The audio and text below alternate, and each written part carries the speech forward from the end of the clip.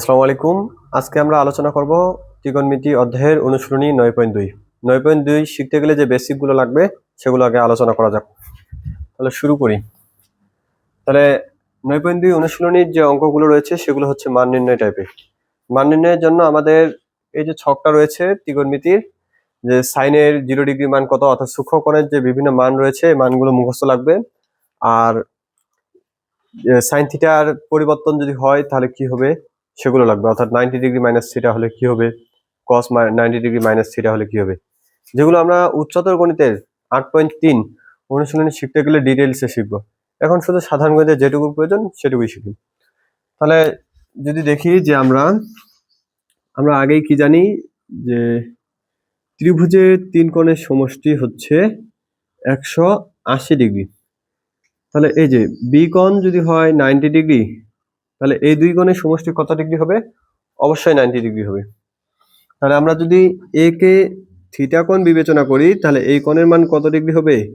90 degree minus theta. অর্থাৎ এই কোণ যদি 30 ডিগ্রি হয় তাহলে এই কোণ অবশ্যই কত ডিগ্রি হবে? 60 ডিগ্রি। কারণ কি, ত্রিভুজের তিন কোণের সমষ্টি হচ্ছে 180 ডিগ্রি। তাহলে আমরা এই কোণকে থিটা ধরলাম, এই কোণ হবে তাহলে 90 ডিগ্রি মাইনাস থিটা। তাহলে এখন আমরা দেখি যে আমরা যদি লিখি যে তাহলে এই থিটা কোণের সাপেক্ষে এটুকু মান কি হবে? লম্ব, আর এটার নাম কি হবে? ভূমি। আর 90 ডিগ্রি মাইনাস থিটার সাপেক্ষে কি হবে? এটার নাম লম্ব, এটার নাম কি হবে? ভূমি। অর্থাৎ সূক্ষ্ম কোণ যেদিক থাকবে, যে কোণকে আমরা বিবেচনা করব সেই কোণের বিপরীত বাহু হবে লম্ব, আর সংলগ্ন বাহু হবে কি? ভূমি। আর 90 ডিগ্রি কোণের বিপরীত বাহু হবে অতিভুজ। তাহলে দেখি আমরা লিখতে পারি সাইন 90 ডিগ্রি মাইনাস থিটা সমান, দেখো তাহলে সাইন 90 ডিগ্রি মাইনাস থিটা নিলাম, তাহলে এই কোণকে নিলাম, তাহলে এই কোণের সাপেক্ষে বিপরীত বাহু এটুকুর নাম কি? সাইন মানে কি? লম্ব ভাগ অতিভুজ। তাহলে লম্ব কি হবে? লম্ব এবি হবে না 90 ডিগ্রি মাইনাস থিটা কোণের সাপেক্ষে? তাহলে এবি ভাগ অতিভুজ, অতিভুজ কি হবে? এসি। এবি ভাগ এসি কে আমরা কি লিখতে পারি? দেখো কস থিটা লিখতে পারি। কিভাবে? যখন থিটা কোণকে নিব আমরা তখন কস থিটা সমান কি? ভূমি ভাগ অতিভুজ। তাহলে কস থিটার সাপেক্ষে ভূমিকে, ভূমি হবে এবি আর অতিভুজ হবে এসি। তাহলে তখন কি লিখতে পারবো? Cos theta. তাহলে দেখো এটা কিভাবে করলাম আরেকবার, একটা বুঝতে পারলে বাকিগুলো সব বুঝতে পারবা। যে আমরা জানি কি, কোণের মান যদি চেঞ্জ হয় তাহলে লম্ব ভূমি চেঞ্জ হয়ে যাবে। যখন থিটা সূক্ষ্মকোণ তখন বিসি হবে লম্ব আর এবি হবে কি? ভূমি। আর যখন 90 ডিগ্রি মাইনাস থিটা হবে সূক্ষ্মকোণ তখন এবি হবে ভূমি, এবি হবে লম্ব, বিসি হবে ভূমি। অর্থাৎ সূক্ষ্মকোণের বিপরীত বাহু, অর্থাৎ যে কোণকে ধরবো আমরা সেই কোণের বিপরীত বাহু কি হবে? লম্ব। যদি এই যে দেখো চিত্রের মাধ্যমে দেখাই দিই তাহলে বেশি সুবিধা হবে। তাহলে এখানে ধরলাম থিটা কোণ, যখন থিটা কোণ ধরবো তখন এটা হবে কি? লম্ব, আর এটা হবে ভূমি। আর সবসময় 90 ডিগ্রি কোণের বিপরীত বাহু অতিভুজ। তাহলে এবার থিটা কোণ এই জায়গায় না থাকে, যদি এই জায়গায় হয়, অর্থাৎ 90 ডিগ্রি মাইনাস থিটা যদি হয় তাহলে এটা হবে লম্ব, এটা হবে ভূমি, আর এটা কি হবে? অতিভুজ। A B C, A B C. এই চিত্রের দুইটা ফর্মে দেখা দিলাম। দেখো তাহলে sine 90 degree minus theta, sine 90 degree minus theta বলতে কোন কোণকে বোঝাচ্ছে? এই কোণকে না? তাহলে এই যে sine 90 degree minus theta, sine theta মানে কি? তাহলে এই কোণ যদি নিই তাহলে সাইন থিটা মানে হচ্ছে লম্ব ভাগ অতিভুজ। তাহলে লম্ব ভাগ অতিভুজ, এবি ভাগ এসি। তাহলে এটা সমান আমরা কি লিখতে পারি? যে এবি বাই এসি, এই যে কস থিটা যখন নিব, থিটা কোণ নিব, তখন এবি কি? ভূমি, আর এসি কি? অতিভুজ। তাহলে ভূমি ভাগ অতিভুজ সমান কি? Cos theta. তাহলে সাইন থিটা গেল। এখন যদি আমরা কস নিই, কস 90 ডিগ্রি মাইনাস থিটা, তাহলে কস 90 ডিগ্রি মাইনাস থিটা, অর্থাৎ এইকে সূক্ষ্মকোণ বিবেচনা করছি, এই যে এদিক দেখো। তাহলে কস মানে কি? ভূমি ভাগ অতিভুজ। তাহলে ভূমি কি হবে? বিসি, অতিভুজ কি হবে? এসি। এখন দেখো বিসি ভাই এসি, বিসি মানে কি? এই চিত্রে যখন থিটা কোণ সাপেক্ষে চিন্তা করবো, বিসি মানে লম্ব, এসি মানে কি? অতিভুজ। লম্ব ভাগ অতিভুজ মানে কি? Sine theta. তাহলে টেন 90 ডিগ্রি মাইনাস থিটা, যখন 90 ডিগ্রি মাইনাস থিটা নিব, টেন 90 ডিগ্রি মাইনাস থিটা, তাহলে কি হবে? লম্ব ভাগ ভূমি। লম্বের মান কত? এবি, আর ভূমির মান বিসি। তাহলে যখন থিটা কোণের সাপেক্ষে নিব, অর্থাৎ 90 ডিগ্রি মাইনাস থিটা নিলে হচ্ছে লম্ব এবি ভূমি বিসি। যখন থিটা কোণের সাপেক্ষে নিব তখন কি হবে, তখন এবি হচ্ছে ভূমি আর বিসি হচ্ছে লম্ব। তাহলে ভূমি ভাগ লম্ব সমান হচ্ছে কট থিটা। তাহলে এবার যদি আমরা কট 90 ডিগ্রি মাইনাস থিটা নিই, তাহলে কট 90 ডিগ্রি মাইনাস থিটা কি হবে, এই যে বিসি বাই এবি, অর্থাৎ ভূমি ভাগ লম্ব, বিসি বাই এবি। আর বিসি বাই এবি লম্ব ভাগ ভূমি, এই যে BC by AB, BC by AB, তাহলে লম্ব ভাগ ভূমি সমান কি লেখা যাবে, লম্ব ভাগ ভূমি সমান লেখা যাবে tan থিটা। তাহলে আমরা একইভাবে কসেক 90 ডিগ্রি মাইনাস থিটা সমান কি লিখতে পারবো, কসেক 90 ডিগ্রি মাইনাস থিটা সমান লিখবো আমরা যে অতিভুজ ভাগ লম্ব। অতিভুজের মান কত, এসি, আর লম্বের মান কত, এবি। আর এসি বাই এবি, এই যে এসি মানে হচ্ছে অতিভুজ আর এবি মানে হচ্ছে ভূমি। অতিভুজ ভাগ ভূমি সমান হবে সেক থিটা। কসেক গেল। এবার যদি আমরা লিখি সেক 90 ডিগ্রি মাইনাস থিটা, তাহলে সেক 90 ডিগ্রি মাইনাস থিটা সমান কি হবে, তাহলে সেক থিটা কার বিপরীত, কসের। কস মানে হচ্ছে ভূমি ভাগ অতিভুজ, তাহলে সেক মানে হবে অতিভুজ ভাগ ভূমি। তাহলে অতিভুজের মান এসি আর ভূমির মান বিসি। আর এই চিত্রে এসি বাই বিসি সমান কি, অতিভুজ, আর বিসি মানে কি, লম্ব। অতিভুজ ভাগ লম্ব মানে হচ্ছে কসেক থিটা। এগুলো হচ্ছে যে সূত্রগুলো কিভাবে সম্পর্ক রয়েছে, যে সাইন 90 ডিগ্রি মাইনাস থিটা সমান কস থিটা, কস 90 ডিগ্রি মাইনাস থিটা সমান সাইন থিটা, এগুলো আমরা মুখস্থ রাখবো। তাহলে এটা শুধুমাত্র বোঝার জন্য। এখন যদি আমরা ডিরেক্ট করি তাহলে কি খেয়াল রাখবো, যে সাইন থিটা চেঞ্জ হয়ে পরিবর্তন, অর্থাৎ পরিবর্তন হয়ে হবে কস থিটা, আর কস থিটা পরিবর্তন হয়ে হবে সাইন থিটা। টেন থিটা পরিবর্তন হবে কট থিটায়, আর কট থিটা পরিবর্তন হবে টেন থিটায়। সেক থিটা পরিবর্তন হবে কসেক থিটায়, আর কসেক থিটা পরিবর্তন হবে সেক থিটায়। কখন, যখন এখানে 90 ডিগ্রি থাকবে, অর্থাৎ 90 ডিগ্রির সাথে যদি বিজোড় গুণিতক থাকে তাহলে চেঞ্জ হবে। এগুলো আমরা উচ্চতর গণিতে আরো বিস্তারিত জানবো। শুধুমাত্র এখন আমরা খেয়াল রাখবো কি, যে সাইন 90 ডিগ্রি মাইনাস থিটা সমান কস থিটা, কস 90 ডিগ্রি মাইনাস থিটা সমান sine theta, ten 90 degree minus theta সমান কট থিটা, কট 90 ডিগ্রি মাইনাস থিটা সমান টেন থিটা, আর কসেক 90 ডিগ্রি মাইনাস থিটা সমান সেক থিটা, সেক 90 ডিগ্রি মাইনাস থিটা সমান কসেক থিটা। তাহলে কিভাবে আসলো আশা করি বুঝতে পারছো। কেউ যদি এত সব কিছু নাও বুঝতে পারো তাদের সমস্যা নেই, তুমি শুধু খেয়াল রাখবা যে সাইন 90 ডিগ্রি মাইনাস থিটা সমান কস থিটা, কস 90 ডিগ্রি মাইনাস থিটা সমান কি, সাইন থিটা। তাহলে এবার দেখি যে আমরা ত্রিকোণমিতিক মানগুলো যে মুখস্থ করব। তাহলে ত্রিকোণমিতিক মান মুখস্থ করতে আমাদের খুব অসুবিধা হয়। আমরা যদি একটা মান মুখস্থ করি তাহলে হয়ে যাবে, যেমন সাইন 0 ডিগ্রি মান হচ্ছে 0, 30 ডিগ্রি মান হচ্ছে হাফ, 45 ডিগ্রি মান হচ্ছে 1/√2, আর 60 ডিগ্রি মান হচ্ছে √3/2, 90 ডিগ্রি মান হচ্ছে 1। আমরা যদি মাত্র সাইনের মান মুখস্থ রাখি তাহলে বাকিগুলো সব হয়ে যাবে। দেখো, তাহলে সাইন থিটার পর আমরা যদি কস থিটা লিখি, তাহলে কস থিটার মান হবে এর বিপরীত, তাহলে লেখা যায় কত, 1।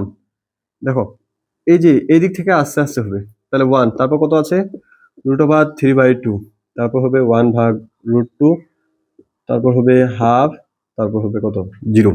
সাইন গেল, কস গেল। এখন টেন থিটা সমান আমরা কি জানি, যে sine theta by cos theta, অর্থাৎ এটা আর এটা ভাগ হবে, 0/1 মানে 0, হাফ ভাগ √3/2।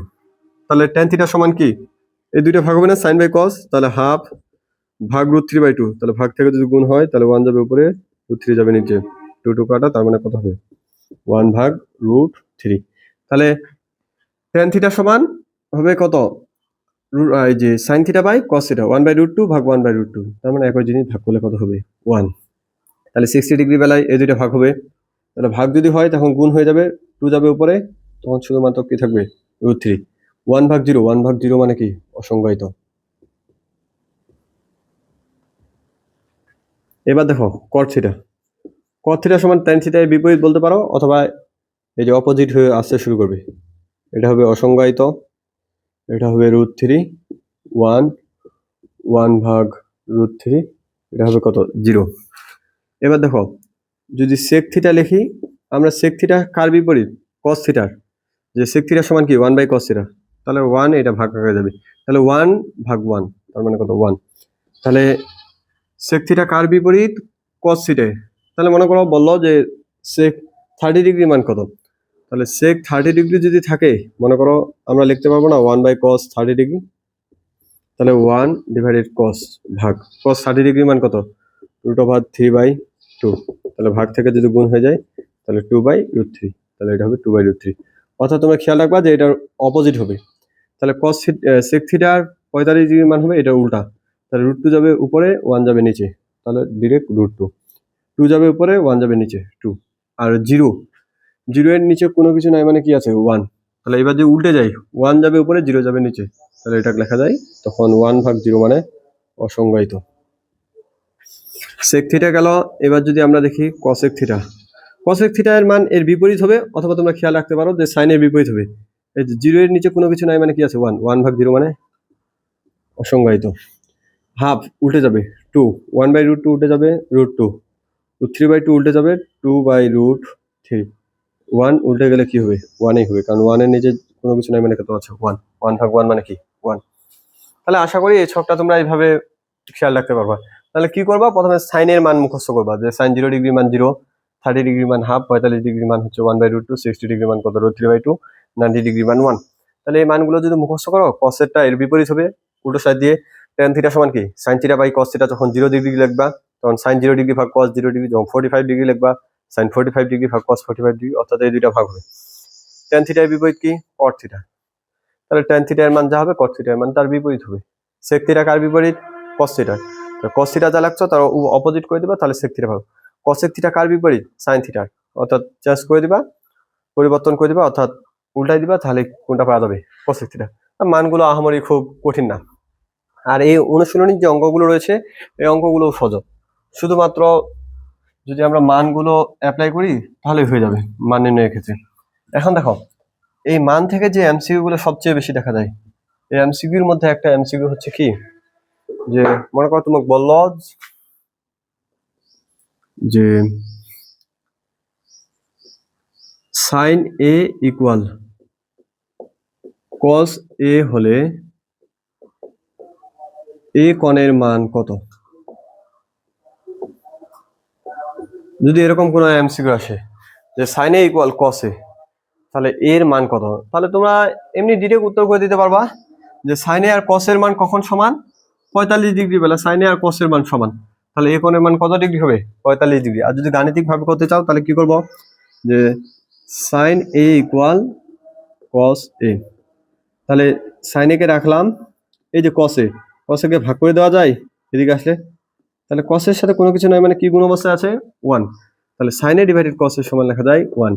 sin a বাই cos এর সমান আমরা কি জানি tan a, তাহলে tan a ইকুয়াল 1, তারপর লিখবো tan a, তাহলে 1 tan কত ডিগ্রি মান 1, tan 45 ডিগ্রি মান 1, তখন এই যে a ইকুয়াল লেখা যায় 45 ডিগ্রি। তাহলে এভাবে আমরা যে কোনো এমসিকিউ খুব সহজেই বের করতে পারবো। যখন আমরা এই সম্পূর্ণ অধ্যায়ের এমসিকিউ দেখবো তখন আরো ডিটেইলসে আলোচনা করবো, এটা শুধুমাত্র এমনিতেই দেখিয়ে দিলাম। তাহলে এবার দেখি আমরা যে মান নির্ণয়ের যে অঙ্কগুলো রয়েছে, অনুশীলনের যে অঙ্কগুলো রয়েছে সেই অঙ্কগুলো দেখি এক এক করে সমাধান। তাহলে এবার আমরা দেখি যে অনুশীলনী 9.2 এর যে মান নির্ণয় অঙ্কগুলো বলছে 5 থেকে 8, তাহলে 5 আর 7 নাম্বার অঙ্ক একই ধাঁচের, শুধুমাত্র এই অঙ্কগুলোর মান বসালেই হয়ে যাবে। আর 6 আর 8 একই, তাহলে আমরা যে কোনো দুইটা করব আর দুইটা বাড়ির কাজ দিব। তাহলে আমরা 8 নাম্বার অঙ্কটা দেখি, তাহলে এটা বাড়ির কাজ থাকলো। তাহলে 8 নাম্বার অঙ্ক আমাদের কি বলছে, যে cos 45 degree, cot square 60 degree, বাবুরে cosec স্কয়ার 30 ডিগ্রি। তাহলে cos 45 ডিগ্রি মান কত, cos 45 ডিগ্রি মান 1/√2, এই যে 1/√2, আর cot square 60 degree, cot 60 degree মান কত 1/√3, তারপরে করব square into cosec square 30 degree, তাহলে cosec 30 ডিগ্রি মান কত 2, তার উপরে করব স্কয়ার, তাহলে এই জায়গায় থাকলো 1/√2 ইনটু তাহলে 1 এর উপর স্কোয়ার মানে 1, √3 এর উপর স্কোয়ার মানে 3, 2 এর উপর স্কোয়ার মানে 4। তাহলে গুণ করি 4 ডিভাইডেড 3√2। 4 কে লিখতে পারি আমরা 2 ইন্টু 2 ডিভাইডেড 3√2। 2 কে রাখলাম, এই যে এই 2 রয়েছে, এই 2 কে আমরা ভেঙে কি লিখতে পারি √2 ইন্টু √2 ডিভাইডেড 3√2। এই √2 এই √2 কেটে দিলাম, তাহলে লবে থাকলো 2√2 ডিভাইডেড 3। তাহলে এটাই আমাদের 8 নম্বর অঙ্ক। একইভাবে আমরা 6 নম্বর অঙ্ক করব, শুধুমাত্র মান বসাই দেব। তাহলে 5 ও 7 একই, শুধু আমরা 5 নাম্বার অথবা 7 নাম্বারে যে কোনো একটা অঙ্ক করি। তাহলে আমরা যদি 7 নাম্বার অঙ্ক দেখি, তাহলে কি বলছে 7 নাম্বার অঙ্ক আমাদের? 7 নাম্বার অঙ্কে আমাদের এই যে 1 মাইনাস, তাহলে cos 60 ডিগ্রি মান কত? এই যে cos 60 ডিগ্রি মান যে বলছে, আমরা cos 60 ডিগ্রি মান দেখি। cos 60 ডিগ্রি মান হচ্ছে হাফ, এই যে হাফ, তার উপরে স্কোয়ার রয়েছে, স্কোয়ার দিলাম, ডিভাইডেড 1 প্লাস হাফ তার উপর স্কোয়ার প্লাস 60 ডিগ্রি মান কি হবে 2, তার উপর স্কোয়ার, তার উপর থাকলো 1 মাইনাস 1 এর উপর স্কোয়ার মানে 1, 2 এর উপর স্কোয়ার মানে 4, ডিভাইডেড 1 প্লাস 1 এর উপর স্কোয়ার মানে 1, 2 এর উপর স্কোয়ার মানে 4 প্লাস 4। তাহলে ভাগ চিহ্ন রাখলাম উপরে, তাহলে কি থাকবে 4। তাহলে 4 একে 4 মাইনাস 1 ডিভাইডেড লসাগু কত হবে 4, 4 একে 4 যোগ 1 প্লাস 4। তাহলে উপরে থাকবে 3/4 ডিভাইডেড 5/4 প্লাস 4। তাহলে এদিকে আমরা কি লিখতে পারি 3/4 ভাগ চিহ্ন রয়েছে, যদি গুণ হয় তাহলে 4 যাবে উপরে, 5 যাবে নিচে, প্লাস 4, 4 4 কেটে দিলাম, তাহলে 3/5 প্লাস 4 লসাগু 5 3 5 4 20 23/5। তাহলে একইভাবে আমরা 5 নাম্বার অঙ্ক করতে পারবো। তাহলে এই ধরনের অঙ্ক খুবই সহজ। তাহলে শুধুমাত্র কি করব, এই যে মানগুলো রয়েছে মানগুলো বসাই দিলেই অঙ্ক হয়ে যাবে। মান বসাই দিলাম, ক্যালকুলেশন করলাম, শেষ। তাহলে এর পরের যে অঙ্কগুলো রয়েছে দেখাও টাইপের, এই অঙ্কগুলো সমাধান এবার দেখি। তাহলে এবার আমরা দেখি যে দেখাও যে অঙ্কগুলো বলছে 9 থেকে 14 অনুশীলনী। তাহলে এই অঙ্কগুলো খুব সহজ। দেখাও অঙ্ক বলতে বাম পক্ষ সমান আমাদের ডান পক্ষ দেখাতে হবে, শুধুমাত্র মানগুলো বসাবো তাহলে হয়ে যাবে। তাহলে দেখি 9 10 11 এগুলো সব একই, আর 12 13 14 এগুলো একই। তার মানে 9 10 11 এর মধ্যে আমি যে কোনো একটা করে দেবো, আর 12 13 14 এর মধ্যে যে কোনো একটা করে দেবো, বাকিগুলো বাড়ির কাজ থাকবে। এগুলো খুবই সহজ অঙ্ক। তাহলে 9 10 11 এর মধ্যে দেখি কোনটা করে দিই, যে 10 নম্বর অঙ্কই যদি আমরা করি, তাহলে 10 নম্বর অঙ্ক আমরা করতেছি, তাহলে এই অঙ্ক আর এই অঙ্ক বাড়ির কাজ থাকলো। তাহলে দেখি 10 নম্বর অঙ্ক আমাদের কি বলছে, যে বলছে যে বাম পক্ষ দেখাও যে অঙ্কে, তাহলে দুইটা পক্ষ থাকবে, একটা হচ্ছে বাম পক্ষ আর একটা ডান পক্ষ, সমান দেখাইতে হবে। তাহলে কি রয়েছে বাম পক্ষে, যে sine 60 degree into cos 30 degree plus cos 60 degree into sine 30 degree. তাহলে দেখো সাইন 60 ডিগ্রির মান কত, √3/2, আর কস 30 ডিগ্রির মান কত, √3/2। কস 60 ডিগ্রির মান হচ্ছে হাফ, সাইন 30 ডিগ্রির মান হচ্ছে হাফ। তাই √3 গুণ করলে হয় 3, 2 2 গুণ করলে হয় 4, প্লাস 1 1 গুণ করলে হয় 1, 2 2 এ 4। তাহলে লসাগু 4, তাহলে উপরে থাকবে 3 যোগ 1, 4 দ্বারা 4 কে ভাগ করলে হয় 1, 3 একে 3, একইভাবে 1। উপরে থাকলো 4, নিচে থাকলো 4, কাটাকাটি করলে হয় কত 1। আর ডান পক্ষ আমাদের কি বলছে, যে সাইন 90 ডিগ্রি, আমরা জানি কি সাইন 90 ডিগ্রি মান 1। তাহলে বাম পক্ষ সমান ডান পক্ষ দেখানো হলো। তাহলে এগুলো অঙ্ক খুবই সহজ, শুধুমাত্র আমরা কি করব মান বসাই দিব। তাহলে মান বসাই দিলেই হয়ে যাবে। তাহলে 10 নম্বর অঙ্ক একইভাবে 9 11 নম্বর অঙ্ক বাসার কাজ থাকলো। এখন 12 13 14 একই নিয়মের অঙ্ক, যে কোনো একটা অঙ্ক করে দিলেই হয়ে যাবে। তাহলে দেখি আমরা যে কি বলছে আমাদের। তাহলে আমরা যদি 14 নম্বর অঙ্কই দেখি, তাহলে 14 নম্বর অঙ্কে বাম পক্ষ আমাদের কি বলছে, যে দেওয়া আছে, আমাদের দেওয়া আছে কি আগে লিখবা, যে দেওয়া আছে a ইকুয়াল 30 ডিগ্রি। তাহলে বাম পক্ষ কি বলছে আমাদের tan 2a।